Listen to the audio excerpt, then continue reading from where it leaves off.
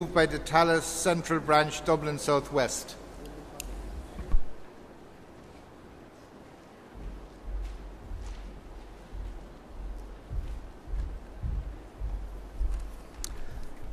Councillor McDuff, Tallaght Central Ward. Fellow delegates, across our towns and city, even as we speak here this morning, communities are battling to survive in a very unequal war.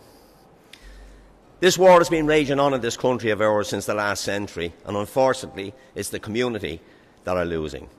Simply because the means to fight is being torn away, eroded, cut, slashed or reduced, whatever word you wish to use, but it boils down to one basic fact, that funding cuts to community-run drug treatment and education projects will result in the loss of jobs of highly trained and well-motivated community people, or the possible closure of community projects.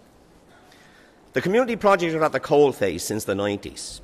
They have contributed magnificently with great innovation and skill to the national drug strategy through the local drug task forces, have sat at the table, watched while some agencies and departments walked away or never attended, put up with being evaluated time and time again, documenting inputs, outcomes, performance indicators, contending with this entire bureaucracy while not 1 cent of additional funding was provided towards administration, and yet they're expected to deliver the same quality service while funding is being slashed. It would be a disaster of unthinkable proportions if the community drug projects were forced to curtail their services because of funding cuts, especially when these cuts are arbitrarily introduced across the board and they come with an instruction from the funders to maintain frontline services. You turn the page to have a look, just in case they've included a few words of advice on how you might manage to achieve this, but you're always left disappointed. Back to the old reliable innovation. Your community, sure you'll manage, again and again and again. Not since my constituency colleague Pat Rabbitte introduced the first drug task forces and through that introduced drug treatments within the communities has so much hope and expectation been placed on a minister. I'm almost there, Chair. Has been placed on a Minister for Drugs, particularly a Labour Minister for Drugs.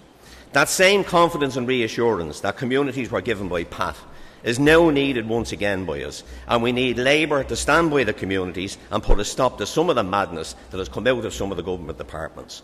One of those mad decisions was the 75% cut in funding to estate management projects.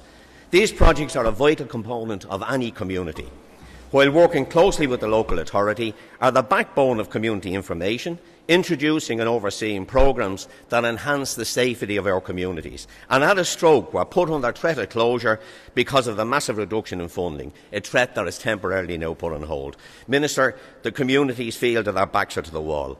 We need to retain the tools to fight the war on drugs, and we're looking to you to help us in this fight. Thank you, delegates. I ask you to support this motion, and I'm pleased